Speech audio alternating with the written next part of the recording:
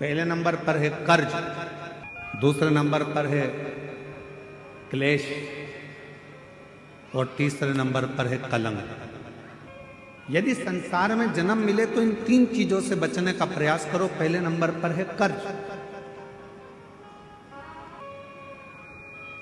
थोड़ा सा भी कर्ज हमारे जीवन में अगर हो जाता है, थोड़ा सा कर्जा आ जाता है, तो वो कर्जा बढ़ते बढ़ते बढ़ते बढ़ते एक दिन हमारी जमीन को, हमारी जायदाद को, हमारे मकान को भी बर्बाद कर देता है। रहवासियों से पहले भी निवेदन करा था भिलाई में, और आज फिर छत्तीसगढ़िया के रहवासियों से निवेदन करूंगा, मेरे छत्तीसगढ़ के रहवासियों से कहूंगा कि अपनी जमीन को बेचकर शहर जाने का प्लान मत बनाओ, बल्कि अपनी गांव को इतना उज्जवल बनाओ कि शहर का आदमी भी तुम्हारे गांव को देखने के लिए पहुंचे।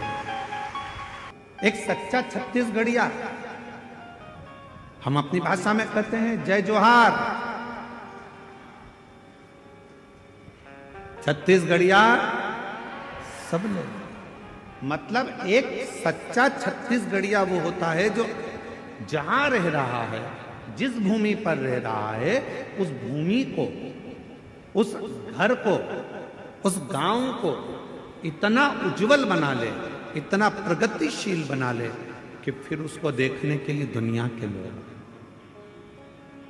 दुनिया के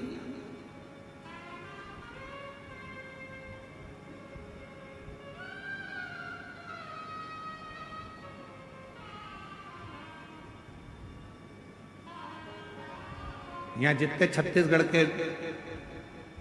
मेरे जीजी जीजा बैठे हैं, आप सब कोई साधारण नहीं हो। जितने भी बैठे हो, आप भगवान श्री राम जी के नाना जी और नानी जी हो। छत्तीसगढ़ वालों को ये गौरव होना चाहिए कि हम कौशल प्रदेश के हैं, माँ कौशल्या जी के गांव के हैं, और भगवान राम जी हमारे भांजे हैं। सहजता नहीं है। शिव भक्त को शिव महापुराण की कथा कर रही है, संसार के रहवासियों को तीन चीजों से बचना चाहिए। पहले नंबर पर है कर्जा, दूसरे नंबर पर है क्लेश, तीसरे नंबर पर है कलंक। ये तीन चीजें जब व्यक्ति के जीवन में अगर हो जाती है तो पूरा जीवन बर्बाद हो जाता है, पूरा। पहला बच्चों कर्ज से। 10 रुपए भी किसी का अगर कर्जा है तो वह हमको एक ना एक दिन डुबो देगा, इसलिए कर्जे से बचने का प्रयास करो। आज हो क्या रहा है, लाओ हम तुम्हें कर्जा दे देंगे। बड़ी बड़ी कंपनियां खुली हैं, बड़े बड़े बैंक खुले हुए हैं, जो दिन रात मोटरसाइकिल पे अपने अपने फ्लेक्स लगाकर दिन रात कहते हैं लो एक दिन में हम लोन देते हैं। गाड़ी पर लोन ले लो, मकान पर लोन ले लो, जमीन पर लोन ले लो, लोन ले लो, लोन ले लो, पैसा ले लो, पैसा ले लो। आज क्यों देने को तैयार बैठे? वो चाहते हैं कि आप थोड़ा सा लोन लोगे, धीरे धीरे वो चुका नहीं पाओगे तो एक दिन तुम्हारी जमीन भी चली जाएगी, मकान भी चले जाएगा, और मालूम पड़ा एक दिन जो रखा हुआ धन है वो पूरा बर्बाद हो जाएगा। समझ की जरूरत है। लोन देने वाली कंपनियां बढ़ गई, लोन लेने वाले बढ़ गए, और अब समझ की जरूरत है कि हमको ना कर्ज लेना है, ना हमको क्लेश में रहना है, और ना हमको कलंक में रहना है। हमें तो शंकर भगवान की अविरल भक्ति में रहना है, शिव की। कर्ज से थोड़ा सा बचना,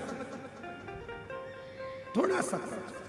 और जब यह मानव देह कर्ज से बच जाए तो इसको क्लेश से बचाने का प्रयास करो कि परिवार में रह रहे हो, गांव में रह रहे हो, नाते रिश्तों में रह रहे हो, कुटुंब कबीले में रह रहे हो, कोई क्लेश नहीं होना चाहिए। आपस में थोड़ा साझा बनाकर, थोड़ा सा।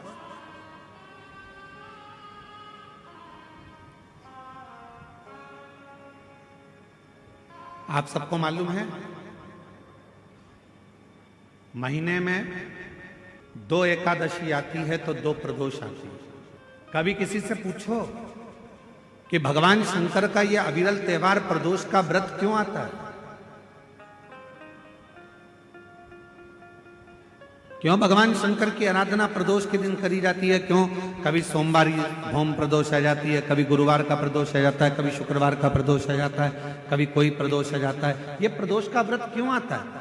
उसका एक कारण है, भगवान शंकर प्रदोष का व्रत धारण कर कर फिर अगला जो दिन होता है उस दिन मेरे शंकर भगवान अपने सारे गणों के साथ नंदी, भृंगी, श्रृंगी, नर, गंधर्व, अप्सरा, किन्नर, देवता, पशु, पक्षी जितने भी होते हैं मेरे शिव सबके साथ बैठकर अपना महाप्रसाद ग्रहण करते हैं।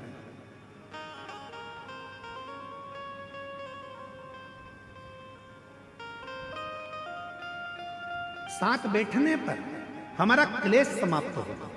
आज के जमाने में 4 भाइयों का परिवार, एक इधर जा रहा है, एक उधर जा रहा है, देवरानी, जेठानी, ननंद सब अलग अलग क्षेत्र में जा रही, कोई सुनने को तैयार नहीं। तो शिव महापुराण की कथा कहती है एक कर्ज से बच जाओ, दूसरा क्लेश से बचो।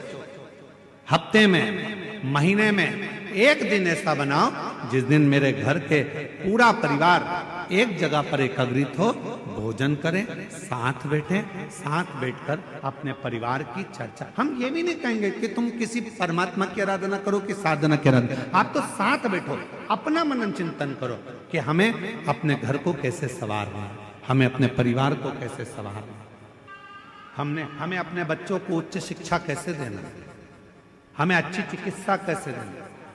हम कहीं आडंबर में तो नहीं फंस रहे, हम कहीं गलत जगह पर तो नहीं फंस रहे, आडंबरों से मुक्त कैसे करें। आज थोड़ी सी बीमारी आती है और लोग भटकना चालू कर देते हैं, यहां जा रहे हैं, वहां जा रहे हैं, तबीयत खराब हो गई तो यहां जाओ, वहां जाओ। हमने जब से शिव महापुराण की कथा बाची है एक बात हमेशा कही है कि सबसे पहले अगर शरीर में कष्ट है तो अपने गांव के प्राथमिक चिकित्सा केंद्र में जाओ, उसके बाद फिर शहर के हॉस्पिटल में जाओ, फिर शहर के हॉस्पिटल से जिले के हॉस्पिटल में जाओ, फिर जिले के हॉस्पिटल से फिर कोई बड़ी सिटी के कोई हॉस्पिटल में जाओ। कहीं भटको ना। बड़े हॉस्पिटल में कब जाना? जब पहले छोटे हॉस्पिटल में जाना। बड़ा हॉस्पिटल वाला क्या करेगा? तुम्हारे पहले की हॉस्पिटल की फाइल दिखाओ, साहब ये हमने हमारे गांव के हॉस्पिटल में दिखाया था, साहब ये हमारे कवर्धा में दिखाया था, साहब हम फिर बिलासपुर पहुंचे, साहब अब हम रायपुर आए हैं, ये देखो हमने ये जांचें कराई है। छोटे हॉस्पिटल से बड़े हॉस्पिटल तक जाओ। पर आजकल व्यक्ति क्या करता है? डायरेक्ट बड़े में जाने की सोचता है। उसी तरह जैसे गांव के लोग इकट्ठे हुए और कहां जा रहे हो साहब? तो कहा हम अमरनाथ जा रहे हैं। कहां जा रहे हो साहब? हम केदारनाथ जा रहे हैं। तो हम उनसे पूछे भैया तुम अमरनाथ जा रहे हो, बड़े हॉस्पिटल में जा रहे हो, तुम केदारनाथ जा रहे हो, बड़े हॉस्पिटल में जा रहे हो। पर ये तो बताओ कि प्राथमिक चिकित्सा केंद्र पहुंचे कि नहीं पहुंचे? पहले अपने गांव में जो शंकर जी का मंदिर है उसमें जाना चालू करा कि नहीं करा? पहले शिव जी के मंदिर में जाना चालू करा कि नहीं करा? आज का व्यक्ति अमरनाथ जाना चाहता है, आज का व्यक्ति केदारनाथ जाना चाहता है, पर आज का व्यक्ति अपने घर के पास में जो शंकर जी का मंदिर है वहां जाना नहीं चाहता। लोग देखेंगे, हंसेंगे, ताना कसेंगे, कोई कुछ कहेगा, कोई कुछ कहेगा। पहले चिकित्सा केंद्र, प्राथमिक चिकित्सा केंद्र जाइए, पास के मंदिर जाइए, और जब आप प्राथमिक चिकित्सा केंद्र में जाएंगे तो बड़े हॉस्पिटल तक पहुंचने की जरूरत नहीं पड़ेगी, ये निश्चित। कर्ज से बचो, क्लेश से बचो।